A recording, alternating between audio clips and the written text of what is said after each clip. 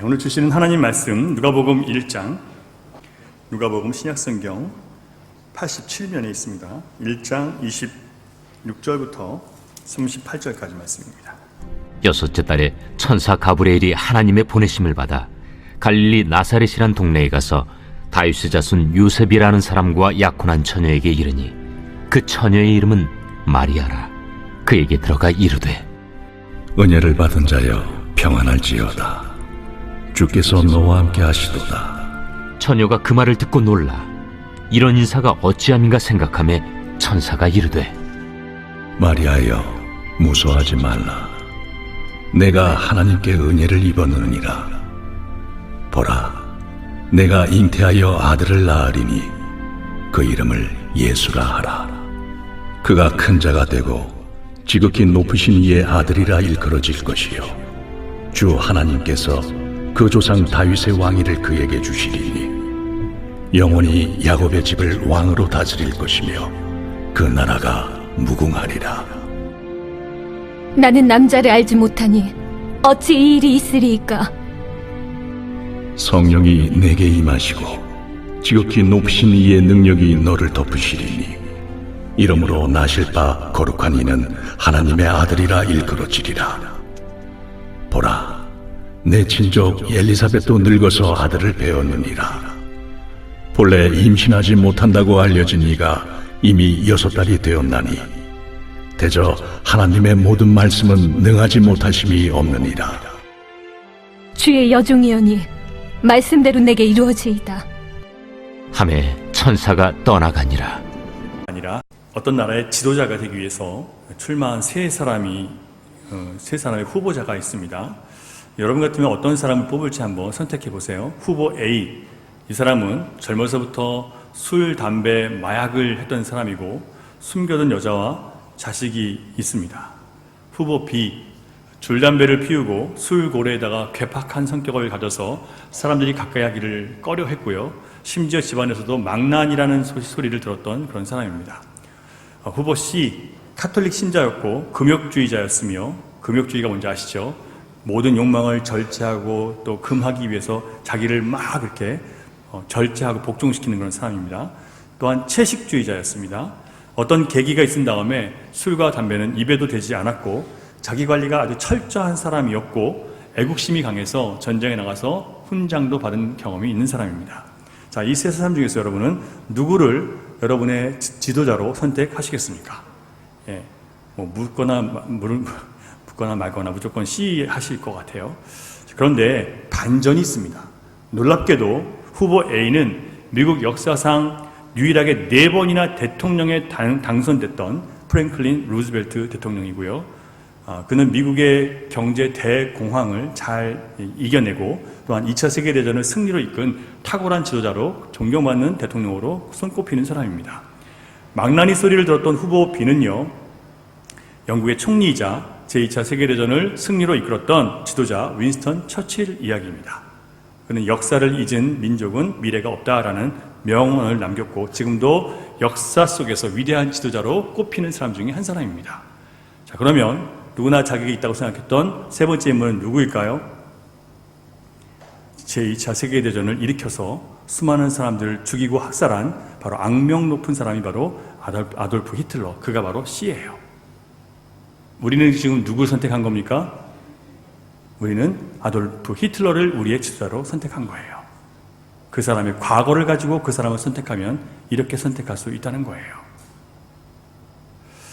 우리는 보통 인간이 합리적이고 이성적이고 상식적인 판단을 하면 항상 올바른 판단을 하고 올바른 선택을 할 것이다 라고 생각합니다. 하지만 만약 우리가 한 사람의 과거를 가지고 오늘 그 사람이 어떤 사람이고 그래서 그 사람은 이렇다 저렇다 그래서 평가한다면 어떤 일이 벌어지냐면 우리가 가장 이성적이고 또 합리적이고 상식적인 판단을 한 판단이 바로 예수님을 하나님의 아들로 우리가 받아들이지 않게 되는, 거부하는 그런 선택을 하게 만들 거예요. 예수님은 이 땅에서 수많은 기적을 행하셨고 놀라운 말씀을 전하셨습니다. 하지만 인간의 합리적이고 이성적인 판단으로는 목수의 아들 그 예수는 절대 메시아가 될 수 없어요. 그래서 유대인들은 그래, 그가 기적을 일으켰어. 그가 귀신도 내쫓았어. 그래, 그가 전하는 말씀이 대단했어. 하지만 예수는 요셉의 아들 아니야. 목수 아니야. 어떻게 그가 메시아가 돼? 그들은 그들의 상식과 이성과 합리성으로는 아무리 하나님께서 많은 증거를 보여주셨어도 받아들일 수가 없는 거예요. 그렇다고 해서 제가 합리적, 이성적 판단을 하지 말라라고 말씀을 드리는 것은 절대 아닙니다. 합리적, 이성적, 상식적 판단은 대부분 옳고 바람직해요. 하지만 영적인 영역에 있어서는 항상 그렇지 않다는 것을 반드시 우리는 유념해야 됩니다. 다 잘 알아야 돼요. 기억해야 돼요. 하나님의 영으로 감동된 저자들에 의해서 기록된 성경책을 인간의 이성과 과학적인 합리성을 갖고 판단하려고 한다면 태초에 하나님이 천지를 창조하셨다는 그 말부터 이미 마음에 들지 않게 되어 있어요.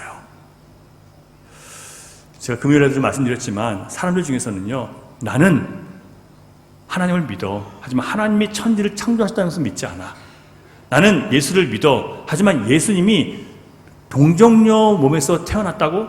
예수님이 죽었다가 다시 살아났다고? 난 이건 믿진 않아. 이렇게 얘기하는 사람들이 있어요. 그런 사람들은 하나님을 믿는 것도 아니고 예수님을 믿는 게 아니에요. 하나님을 믿는다는 것은, 예수님을 믿는다는 것은 성경에 기록된 모든 말씀을 진리로 믿는 것이 믿는 거예요. 부분적으로 믿는 것은, 부분적으로 아는 것은 믿는 것도 아니고 아는 것도 아니에요. 하나님 말씀에 대해서는 여러분이 볼 때마다, 배울 때마다 이것이 진리입니다라고 받아들이시고 나를 거기에 맞춰갈 때 그게 여러분 우리가 살아있는 주님의 자녀라는 증거가 되는 거예요. 생각해 보세요. 우리가 이 세상을 압니까? 얼마나 알아요? 우리가 아는 선 안에서만 아는 거예요. 우리가 하는 우리의 어떤 일 속에서만 잘 알지 우리가 모르는 분에서는 몰라요. 근데 마치 나의 상식과 나의 이성과 나의 합리성은, 나의 과학적 상식은 모든 것을 판단할 수 있는 것처럼 그렇게 생각한단 말이에요. 이런 상식과 우리의 이성과 우리 합리성은요, 절대로 옳은 판단을 항상 할 수 있도록 우리를 이끌지 못합니다. 이것을 우리가 인정해야 돼요. 우리가 천국에 속한 신자라면 우리 안에 성령님이 거하심을 우리가 알아야 됩니다. 여러분 안에 성령님이 거하심을 여러분 알고 계십니까? 어떻게 확인하세요? 로마서 8장 9절을 보면 만일 너희 속에 하나님의 영이 거하시면 너희가 육신에 있지 아니하고 영에 있나니, 이렇게 얘기해요. 여러분 육신에 거하십니까? 아니면 영이 거하십니까? 육신의 몸을 갖고 있지만 영에 속하셨습니까? 아니면 육신에 속하셨습니까? 누구든지 그리스도의 영이 없으면 그리스도의 사람이 아니니라. 내가 아무리 나 예수 믿는다고 주장해도 그리스도의 영이 내 안에 없으면 그 사람은 그리스도인이 아니란 얘기예요. 내가 그렇다는데 왜 아니냐고? 네, 여전히 아니에요. 그리스도의 영이 없으면 아닌 거예요. 오늘 말씀을 통해서 우리는 예수님이 이 땅에 오셨음에도 불구하고 왜 수많은 사람들이 영적인 하나님의 은혜를 받지 못하고 살아가는가? 이것을 살펴볼 것이고, 둘째로 하나님의 은혜에 대해서 우리는 올바른 관점을 갖고 있는가?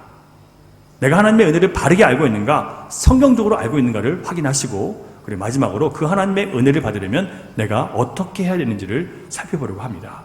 이 말씀이 여러분에게 정말 소중한 말씀이 될 수 있기를 바라요. 제 설교 같다는 게 아니라 성경 말씀이 여러분에게 그렇게 다가가기를 원합니다. 먼저 예수님이 이 땅에 오셨음에도 불구하고 왜 사람들이 하나님의 은혜를 받지 못하고 살아가는가, 그 이유를 30절 말씀에서 찾아보겠습니다. 30절 1장 30절 같이 읽습니다. 시작. 천사가 이르되 마리아여 무서워하지 말라, 네가 하나님께 은혜를 입었느니라. 자, 분명히 천사가 나타났어요. 천사가 나타나는 것도 상식적이지 않죠. 그러나 분명한 것은 천사는 성경에서 우리를 돌보기 위해서 지금도 역사하고 있어요. 지금도 천사는 우리를 돌보고 있습니다. 느끼시는 분들도 계실 거예요. 느끼시는 분도 계세요. 거기까지는 하지 않겠습니다. 자, 그런데 천사가 뭐라고 얘기합니까? 무서워하지 말라, 네가 하나님께 은혜를 입었느니라 라고 얘기를 합니다. 분명히 하나님의 은혜를 입었다고 얘기를 했는데 그 은혜가 여러분 어떤 은혜입니까? 31절 보라, 네가 잉태하여 아들을 낳으리니 그 이름을 예수라 하라. 처녀인 마리아에게 나타나서 네가 잉태하여 아들을 낳는다는 거예요. 이게 여러분 은혜입니까? 이게 은혜예요? 여러분 지금 처녀들이 있으신데 내가 아직 처녀인데 아직 남자친구만 있는데 아기가 생겼어요. 그럼 여러분 어떻게 하시겠어요? 그게 여러분 은혜라고 받아들일 수 있으시겠습니까? 자, 여러분 하나님의 은혜는요 인간의 상식을 파괴하는 은혜라는 것을 여러분 우리가 알아야 됩니다. 그래서 상식과 이성과 합리성을 따지는 사람은 영적인 은혜를 받고 싶어도 받지 못해요. 내 상식으로는 아니야. 내가 과학적 상식으로는 이건 아니야. 내 합리성으로, 내 이성으로는 이거 말도 안 돼. 이런 사람들은 죽을 때까지 하나님 말씀을 못 깨달아요. 은혜를 받지 못해요. 왜요? 내가 아니라고 하니까. 그건 무슨 의미냐면 내가 다 아는 거예요. 내가 모든 것을 다 알고 모든 것을 선택할 만한 기준이 나한테 있습니까? 없어요. 그런데 내 안에 있는 것처럼 생각하는 거예요. 그러니까 그 사람이 어떻게 이 상식을 파괴하는 이성과 합리성을 넘어서는 말씀을 우리가 이해할 수 있냐 말이에요. 받아들일 수 없는 거예요. 은혜를요. 상식적으로 은혜를 베푼다면 상대방이 좋아할 만한 얘기를 해줘야죠. 받은 사람이 세상 사는데 도움이 되고 좋아할 만한 것이 은혜여야 되잖아요. 그런데 하나님이 말씀하신 은혜라는 것은요 너무나 황당하게 처녀가 잉태하여 아들을 낳는 거예요. 당시에 여러분 약혼한 처녀가 결혼식 전에 아기를 갖는 것은 부모에게 수치스러운 일이고 당시에 서약을 어겼기 때문에 부부의 서약을 어겼기 때문에 도덕적으로 비난받는 일이라는 거예요. 그래서 약혼을 하고도 결혼할 때까지 서로 가까이 하지 않는다는 거예요. 그런데 그런 아기가 생겼으면 어떤 일이 벌어지는 거예요? 부끄러운 일을 당하게 되는 거예요. 근데 왜 하나님은 이런 식으로 일을 하시는 말이에요? 인간의 상식을 파괴하는 이유는 여러분 영혼의 구원 곧 은혜라는 것 자체가 상식을 파괴하는 일이기 때문에 바로 이렇게 하나님은 일을 하시는 거예요. 여러분 생각해 보세요. 2000년 전에 죽으시고 부활하신 예수님, 그분이 오늘 나의 구원이 된다는 것을 상식적으로 여러분 이게 얘기가 된다고 생각하세요? 논리적으로 그것이 이해가 여러분 말이 된다고 생각하세요? 물론 논리적으로 사도 바울은 설명을 해요. 첫 아담 속에 있는 모든 타락이, 모든 죄성이 이 둘째 아담이신 두 번째 사람인 예수님을 통해서 타락이 이제는 새로운 것으로 바뀐다는 거예요. 충분히 논리적으로 저는 이해가 되고 그걸 설명할 수 있어요.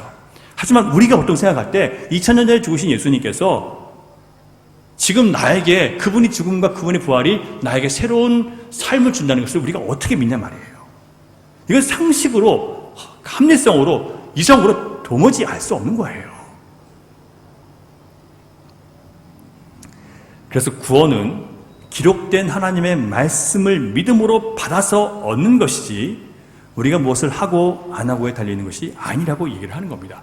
그래서 여러분 구원을 얻는 데 있어서는 믿음이라는 것은 너무나 중요해요. 그 믿음은 뭘 믿는 거예요? 기록된 하나님의 말씀을 믿고 기록된 하나님 말씀 가운데 우리에게 주시고자 하시는 하나님의 은혜, 그것을 받는 것이 바로 중요한 핵심인 거예요. 이렇게 먼저 우리의 상식을 파괴해야 되는 이유는요, 만일 마리아가 혼인한 상태로 아기를 낳았다면 그 아기는 누구의 아기가 되는 거예요? 결혼한 상태에서 아기를 낳았다면, 만일 결혼한 상태에서 아기를 낳았다면 만약에 성령으로 잉태해도 누구 아이로 돼요? 요셉의 아이라고 하는 거예요. 사람들은요 믿지 않죠. 근데 지금 마리아도 알고 요셉도 알고 성경에 기록되어 있는 내용이 그래요. 성경에 처녀가 잉태한 아들을 낳는다고 말씀했단 말이에요. 그러면 반드시 그러해야 되는 거예요. 그래서 상식이 파괴되는 거예요. 영혼의 구원 자체가 상식이 아니라는 것을 여러분, 그래서 믿음으로만 받아들이시다는 것을 아셔야 됩니다. 여러분이 이성으로, 여러분의 합리성으로, 여러분의 지식으로 그것을 안다면 그건 하나님의 지식이 아니죠. 그러면 석가모니가 이것을 깨달았겠죠. 인간의 지식으로 깨달을 수 있었다면. 근데 그는 못 깨닫잖아요. 하나님이 친히 말씀해 주셔야만, 하나님께서 아들을 보내주셔야만 깨달을 수 있는 게 바로 이 비밀이에요. 그런데 우리가 주님을 만나지 않고 우리가 그 비밀을 안다고요? 우리가 성경을 보지 않고 예수님을 찾지 않고 우리가 그 은혜를 안다고요? 말도 안 되는 소리예요.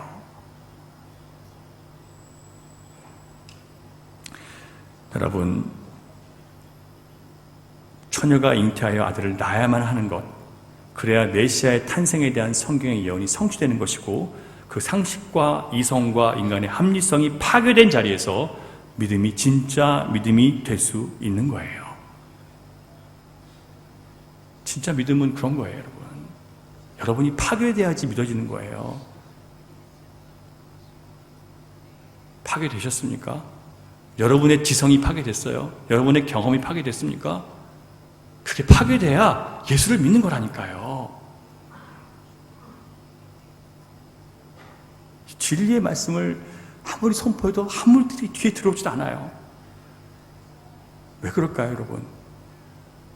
영혼이 감겨서 이제 잠겨 있는 거예요. 영혼이 잠들어 있어서 그런 거예요.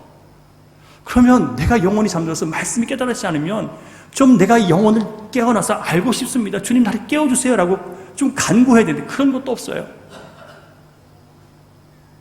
제가 여러분을 무시해서 그러는 게 아니고요. 제가 모두 저도 마찬가지예요. 저도 더 주님께서 깊은 영적인 은혜를 주시기 원하시는데 제가 사모하지 않으면 저도 못 받는 거예요.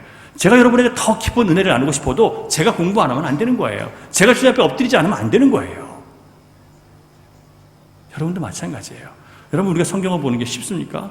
드라마는 1시간, 2시간 봐도 시간이 언제 간지 모르는데 성경은 10분만 봐도 눈이 감겨요. 10분을 어떻게 봐요? 그죠? 어떤 목사님이 그러시더라고요. 그래서 계속 봐야 된다고. 계속 보면 성경이 보인다고. 근데 계속 안 보잖아요. 에이 재미없어. 집어 던져버리는 거예요. 배우려고 하셔야 되는데 말씀을 좀 들으려고 하셔야 되는데 그런 마음이 있어도 하다가 안 되면 포기해버리는 거예요. 자, 여러분 이처럼 성경에서 우리가 은혜라고 하는 것들이 우리가 현실 속에서 받아들이기 어려운 것들이 많다는 것을 우리가 알아야 됩니다. 자, 우리가 이건 은혜가 아닌데요. 하나님 이건 나에게는 은혜가 아니고 불행입니다라고 생각할 만한 것들이 사실은 하나님의 은혜인 경우가 굉장히 많이 있습니다. 자, 이것을 우리가 받아들임으로 그 시험을 통해서 우리에게 진짜 믿음이 있는지 아닌지를 주님 확인하시는 거예요. 자, 모세의 어머니가 모세를 낳았을 때 이집트의 바로 왕이 무슨 명령을 내렸습니까? 2살 미만의 모든 아이들은 어떻게 하라고요? 다 나일강에 빠뜨려 죽이라는 거예요. 왜요? 너무 아이들이 많이 나오니까 우리가 꿀리니까 우리가 숫자가 모자라서 나중에 우리를 배신하고 우리를 칠까봐 두려워서 아이들을 죽이라는 거예요. 여러분 이런 흉흉한 때에 아들을 낳는 것이 은혜일까요, 여러분? 세상은 지금 이제 마지막으로 흘러가고 있고 전쟁의 소문이 있고 뭐 뉴질랜드에서도 또 지진이 나서 많은 사람이 죽고 지진이 아니라 그 화산이 폭발해서 많은 사람이 죽고 고통당하고 있어요. 이런 일이 끊임없이 벌어지면서 마지막 때로 가는데 과연 이때 우리가 자식을 낳는 게 과연 이게 은혜일까요? 이런 생각을 하면요 너무너무 두려운 거예요.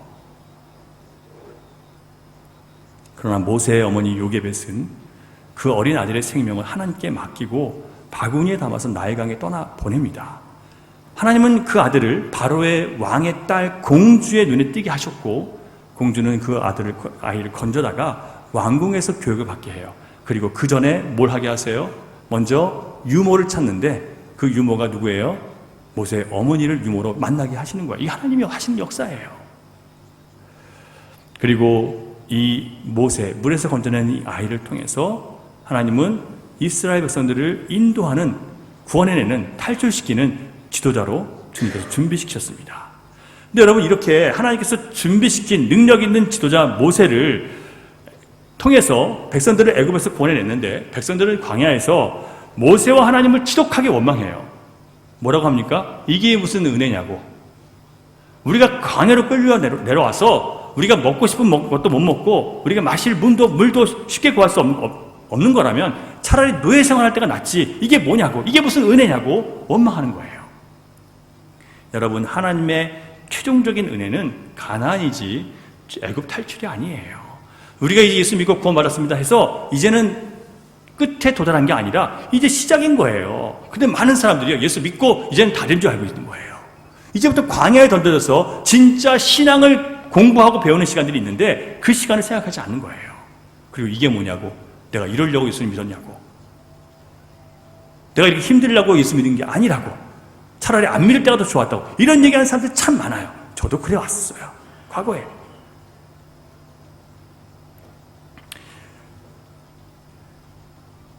여러분 하나님은 그런 시간들을 통해서 그들의 믿음이 진짜인지 가짜인지를 연단하는 거예요.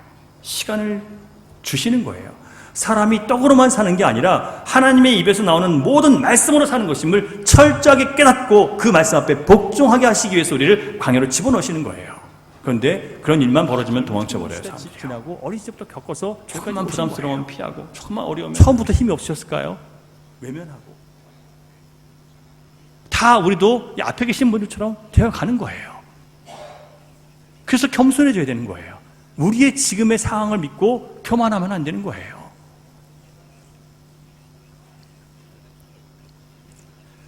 우리의 교만한 생각과 자랑들을 낮추시는 하나님의 역사가 바로 여호와의 기운입니다. 하나님 뭐라고 말씀하시냐면 결국은 유다 백성들에게 너희는 보세요. 이 7절 마지막 부분 보시면 이 백성은 실로 풀이로다. 그 풀은 어떤 풀이냐면 곧 말라버릴, 시들어버릴 그런 풀이란 얘기예요.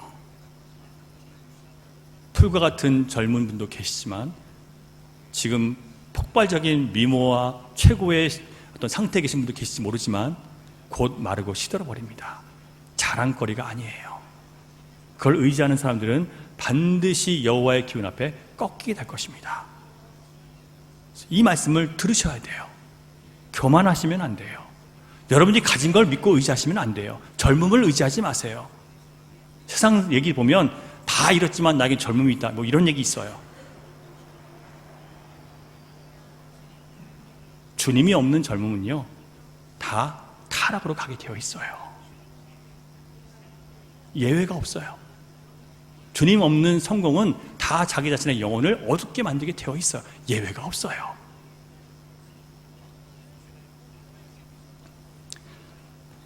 그러면 이런 사람들에게, 교만에 빠져있는 사람들에게 하나님께서 외치라고 하신 말씀이 무엇인지 같이 보겠습니다. 8절 이 선지자의 음성입니다. 하나님께서 외치라고 하신 선지자의 음성 8절 같이 읽습니다. 시작. 풀은 마르고 꽃은 시드나 우리 하나님의 말씀은 영원히 서리라 하라.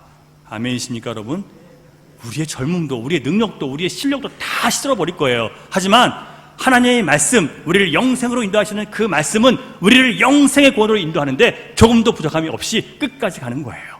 뭘 붙잡으시겠습니까 여러분? 신자가 자랑할 것은 나 자신에 대한 것이 아니고요, 오직 나를 구원하신 예수 그리스도 그분만 자랑하셔야 됩니다. 사도 바울은 내게는 우리 주 예수 그리스도의 십자가 외에 결코 자랑할 것이 없다고 했습니다. 왜냐하면 자기가 산 것은 뭐 때문에 살았어요? 십자가 구원 때문에 하나님 나라 가는 거잖아요. 그러니까 내가 천국 가는 거에 대해서, 내가 하나님 자녀된 거에 대해서 내가 자랑할 것은 뭐밖에 없습니까? 나의 실력, 나의 헌신, 나의 봉사, 나의 충성, 나의 헌금? 아니잖아요. 뭐밖에 없어요? 십자가밖에 없는 거예요. 이 십자가밖에 아니어야 되는데 다른 것이 자랑이다 보니까 자꾸 상처를 받는 거예요. 알아주지 않으니까, 남들이 인정해주지 않으니까. 여러분, 십자가 말고는 자랑할 것이 없어요. 우리 구원에 대해서는요, 우리 모두 주님의 구속의 은혜, 그 긍휼과 은혜 때문에 우리가 하나님 나라 가는 것이지 우리의 실력으로 가는 거 아니에요. 사도 바울은 자신이 세상 영광, 세상 자랑에 대해서 십자가에 못 박혀 죽었다라고 그렇게 고백합니다. 사랑하는 여러분, 여러분들이 어떤 상황 가운데 계시든지, 여러분들이 자랑할 만한 상황들에 계시든지, 또 여러분들이 훌륭한 업적을 갖고 계시든지, 남들에게 인정받고 칭찬받는 사람 가운데 계시든지, 그 모든 영광을 여러분들을 구원하신 예수 그리스도께 돌리시기 바랍니다. 그것 자체 돌리지 마세요. 모든 것은 하나님으로부터 오는 거예요. 여러분도 하나님께서 이 땅에 지으시고 만드시고 구원하시고 선택하셨어요. 마지막 살아가는 날들도 하나님께서 책임지실 거예요. 여러분들은 책임 못 져요. 부모도 책임져 주지 못해요. 여러분이 여러분 자녀도 책임질 수 없어요. 한계에 부딪힐 날이 반드시 올 거예요. 내가 할 수 있는 게 아무것도 없구나. 지금 아이들이 어릴 때나 내가 먹이고 내가 씻겨줄 때나 가능한 거지, 크면요 할 수 있는 게 없어요. 그냥 울며 기도하는 것밖에 할 수 있는 게 없어요. 또 다른 교만의 모습은 나의 생각과 경험을 가지고 나의 이성과 나의 지식과 나의 판단을 가지고 하나님 말씀에 대해서 자꾸 자기 생각을 더해요. 하나님 말씀을 내가 자꾸 판단해요. 그게 바로 두 번째 교만이에요. 그럼 이렇게 교만한 사람들에게 주시는 하나님 말씀이 무엇인지 13절 14절 이사야 40장 13절 14절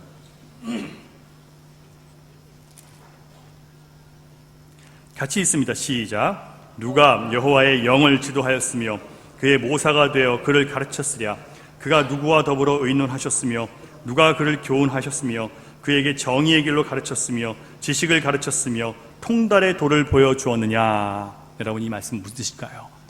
하나님은 우리의 훈수나 우리의 도움이나 우리의 지식이나 우리의 경험이나 우리의 성공의 기술이 필요한 분이 아니시라는 얘기예요. 그래서 우리는 하나님 왜 이렇게 하셨어요? 왜 저렇게 하셨어요? 우리의 평가나 우리의 판단이 필요한 분이 아니시라는 얘기예요.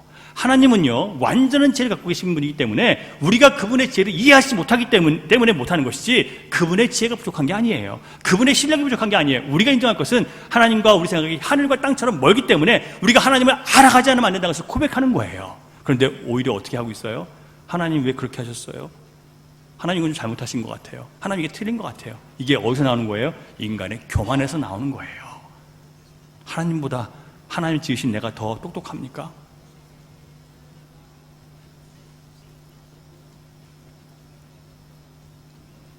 그런 사람들에게 우리가 외쳐야 될 하나님 말씀, 누가 여호와의 영을 지도하였으며 누가 그의 모사가 되어 가르칠 수 있느냐. 모사라는 것은 옆에 두고 그 사람에게 의견을 물을 수 있는 똑똑하고 지혜로운 사람이에요. 근데 우리가 하나님께서, 성령께서 모사가 필요할까요? 그것도 인간을 모사로 두실 이유가 있으실까요? 그럴 리가 없어요. 그런데 그런 일들을 하는 사람들이 참 많아요. 그런 사람들은 예수 그리스도를 자기의 구주로 영접할 수가 없고 하나님의 위로를 받을 수가 없어요. 왜냐하면 내가 판단하고 있으니까. 진리를 어떻게 내가 판단하냐 말이에요.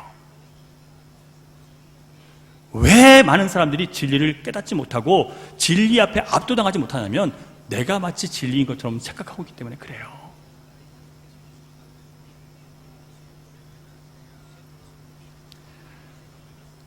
하나님이 세상을 창조하실 때 우리와 의논하셨습니까? 하나님께서 욥에게 하신 말씀이에요. 내가 별과 하늘과 해를 달을 만들 때 너 어디 있었냐? 내가 이 땅에 수많은 짐승들을 만들 때, 그 어마어마한 짐승들을 만들 때 넌 뭐 했냐? 그런데 우리가 하나님 왜 이렇게 하셨어요? 저렇게 하셨어요? 과연 이럴 수 있는 자격이 있냐 말이에요. 이게 바로 교만이에요. 하나님의 위로를 받을 수 없게 만드는 교만입니다.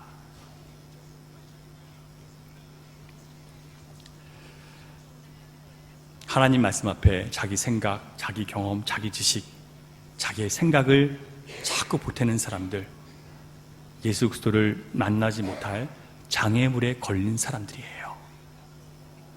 여러분, 자기 자신을 하나님의 백성이라고 하면서 실제 삶에서 하나님을 나의 왕으로 섬기지 않고 하나님보다 세상 즐거움, 물질적인 행복, 이런 것들을 추구하는 백성들에게 하나님은 뭐라고 말씀하셨냐면 너희가 칼과 기근에 잡혀 죽고 포로로 끌려갈 것이다, 이렇게 말씀하세요. 다시 말씀드릴게요. 하나님의 백성이라고 하면서 자기가 왕되어 살아가는 모든 사람들에게 하시는 말씀, 너희가 칼과 기근에 죽고 포로 되어 끌려가리라. 세상에 끌려가요, 여러분. 우리가 믿고 의지했던 바벨론, 그 바벨론 칼에 우리가 죽어요. 우리가 믿고 의지했던 우리의 물질에, 우리의 건강에, 우리의 성공에 내가 죽어요. 그리고 우리는 포로로 끌려가요. 어떤 포로? 세상의 포로로. 하나님은 사랑이십니다. 하지만 그 사랑은 죄 가운데 우리가 살도록 내버려 두시는 사랑이 아니라 돌아오라고, 돌이켜 회개하라고 외치는 그런 사랑이에요. 때려서라도 돌아오게 하는 그런 사랑이에요. 여러분, 이것을 잊지 마시기 바랍니다. 우리가 정말 하나님의 자녀라면 이런 심판들이 세상에 임하는 모습들을 바라볼 때 하나님께서 나에게 돌아오라고 하시는구나, 내가 이제 깨어 주님께 돌아갈 때구나라는 것을 여러분 깨달으셔야 되는 거예요. 지금 그런 조짐들이 세상에 어마어마하게 보이고 있습니다. 아니라고요? 최근에 호주에 엄청난 산불로 국가 전체가 큰 재난 가운데 있습니다. 어제 사진을 봤는데 시드니에 지금 뭐 어마어마한 비가 내리지 않고는 꺼지지 않는데요. 33만 헥타르가 지금 계속 산이 타고 있어요. 그래서 시드니 그 아름다운 공기 좋은 곳이 황사가 낀 대한민국 서울 같아요. 뿌예요. 앞에가 보이지가 않아요.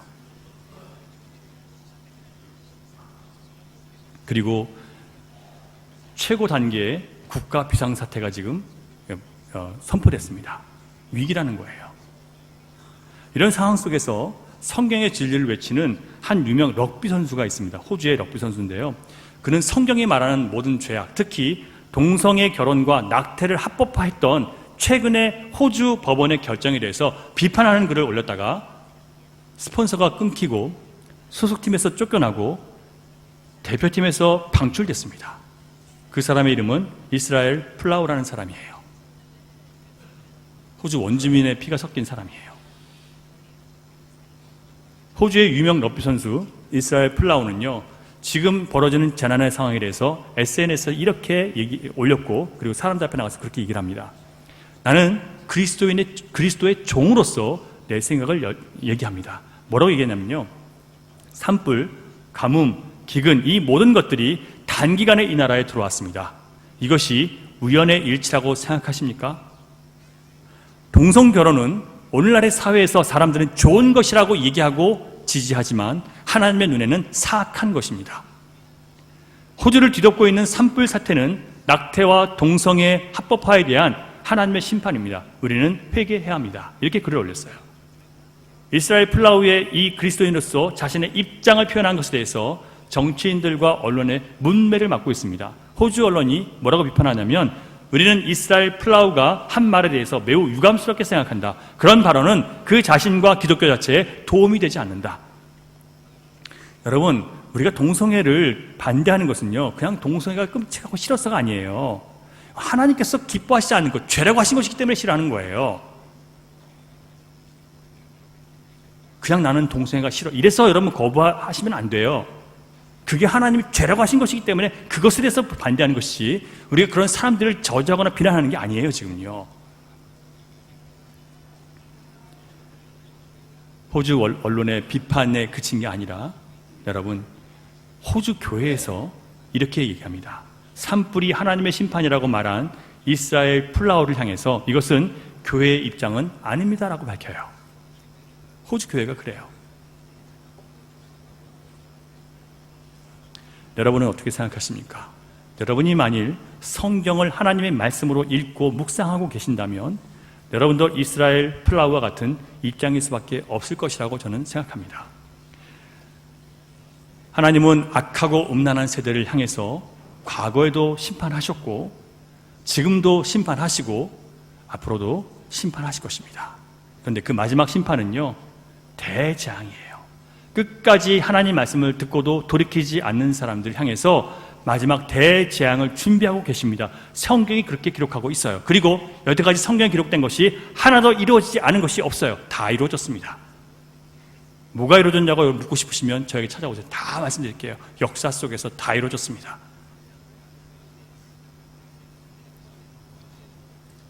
로마의 흥망성쇠도 성경에 다 기록되어 있고, 알렉산더가 어떻게 갑자기 죽게 되는 그 그리스의 그 위대한 황제가, 왕이 어떻게 갑자기 죽게 되는지도 성경에 써 있어요.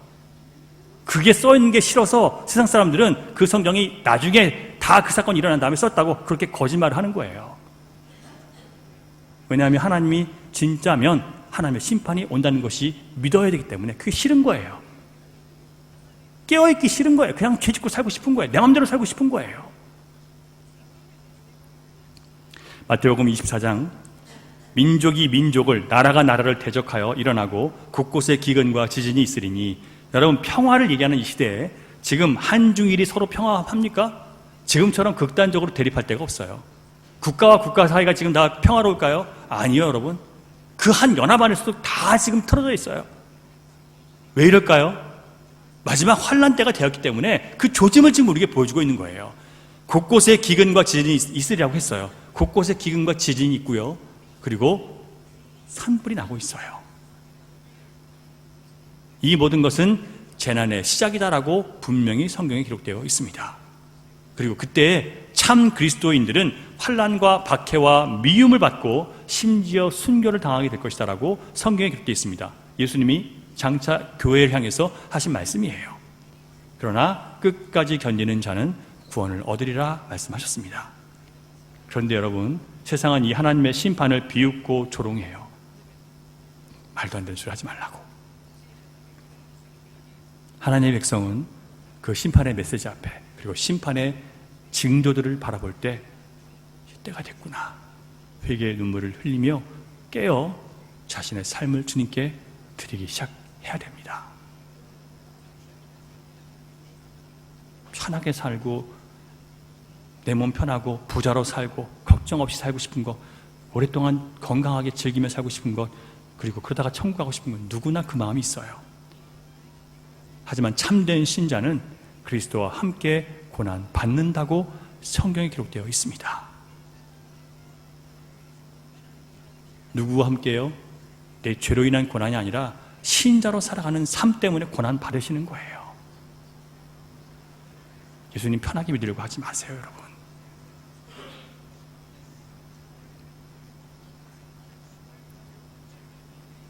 사도 바울은 육신의 생각은 하나님과 원수가 되기 때문에 육신이 원하는 대로 살면 구원받지 못한다라고 분명하게 기록하고 있습니다. 로마서 8장 보세요. 육신의 생각은 사망이래요. 그것은 구원받지 못한다는 얘기예요. 우리가 육신이 원하는 대로 살면 반드시 죽는다고 했어요. 구원받지 못해요. 여러분, 우리가 입술로 주님 다 믿는데요, 아니요. 그 믿음은, 그 고백은 우리가 육신을 죽이고 영으로 살 때 그게 온전한 고백이 되는 거예요. 착각하지 마세요. 구원받았다고 스스로 속지 마세요. 내가 영으로 내 육을 죽일 수 있을 때까지, 그런 삶을 내가 정말 추구하고 그런 삶을 내가 정말 살아가기 위해서 주님 앞에 부름받고 그런 삶을 추구하지 전까지는 여러분 안심하지 마세요.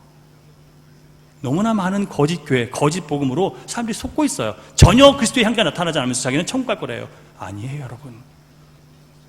참된 믿음은 참된 결과로, 열매로 반드시 나타납니다. 그게 없으면서 자기는 천국 갈 것이라고 이해하지 마세요. 거짓말이에요.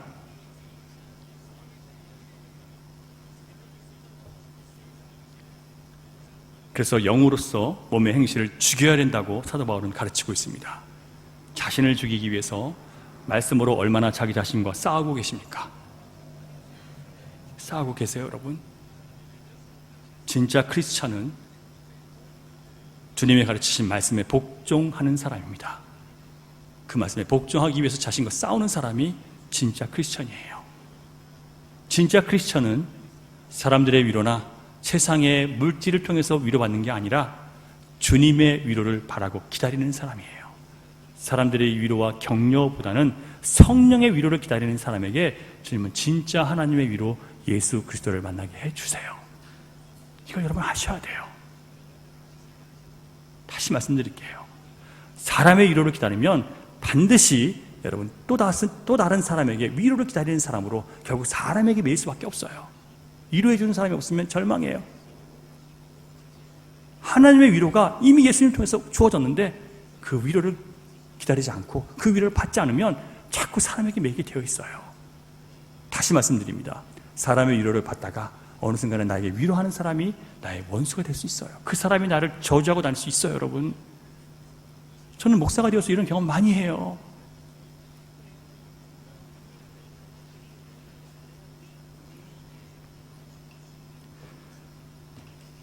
누가복음 2장에 나오는 시므온처럼 하나님의 위로를 기다리는 사람이 될 수 있기를 바랍니다. 그는 세상으로부터 오는 그런 모든 것들을 다 뒤로 하고 자신을 구별시켜서 의롭고 경건하게 살면서 주님 오심을 기다렸어요. 여러분, 주님 오심을 기다리는 사람만이 세상으로부터 자신을 구별시킬 수 있어요. 세상을 살기 위해 사는 사람들은 주님 앞에서 자신을 구별시키지 않아요. 똑같이 살아가는 거예요. 우리도 시므온처럼 사람의 위로가 아닌 주님의 위로를 기다리는 깨어있는 성도들이 될 수 있기를 바라면서 여러분 같이 좀 기도했으면 좋겠습니다. 또한 우리 안에 주님을 영접하지 못하도록 만드는 모든 장애물들, 교만, 그리고 좌절, 깊은 절망, 자기를 신뢰하고 자기를 긍정하고 또한 자기의 지식과 자기의 실력을, 이성을 믿는 하나님 말씀보다 높이는 그 모든 교만으로부터 우리를 건져달라고 여러분 기도하시기 바랍니다. 그래야 우리가 주님을 만날 수 있어요. 이 시간 같이 좀 기도하면 좋겠습니다. 나오시고요. 이번 성탄절 주님 오시는 날 전에 내가 정말 예수님을 만나기를 원합니다. 내 안에 있는 모든 주님께 가까이 나가지 못하게 만드는 교만, 또 깊은 절망, 좌절, 그리고 내 안에 있는 내 자신을 신뢰하는 마음들 다 내려놓기를 원합니다. 이제 주님의 자녀답게, 주님 백성답게 하나님의 말씀을 잘 듣고 그 말씀에 순종하며 살아가도록 이제 난 새로운 삶을 살기를 원합니다. 이전 것이 아니라 이제 새 것이 됐다고 하는데 여전히 나는 이전 것으로 살고 있습니다. 주님, 나를 좀 돌이켜 주십시오. 이제 새 것이 되고 싶습니다. 정말 주님을 나의 위로로 알고 참된 주님의 위로만 붙잡고 살아가는 사람이 되기를 원합니다. 나의 행위나 나의 선행을 믿고 나의 수고와 나의 충성을 믿고 거기서 교만하지 않도록 인도해 주시고 그 모든 것이 하나님의 구원의 은혜 때문에 하는 것이지, 여전히 나는 하나님의 구원의 은혜와 긍휼과 자비가 필요한 사람이지 내 수고와 내 헌신으로 청구하는 사람이 아니라는 것을 알고 철저하게 나를 부인하고 주님을 영접할 수 있도록 하나님 나를 새롭게 해주십시오. 나에게는 주님밖에 없습니다. 나에게는 주님의 위로만 필요합니다. 주님 만나게 해주십시오. 주님 나를 사로잡아 주십시오. 여러분 이렇게 좀 소리치며 기도하면 좋겠습니다. 여러분 간절하게 주여 한번 외치시고 소리 좀 내셔서 기도하시면 좋겠습니다. 주여 한번 외칩니다. 주여! 우리에게 주님께서 주신 참된 위로는 예수 그리스도이셨습니다.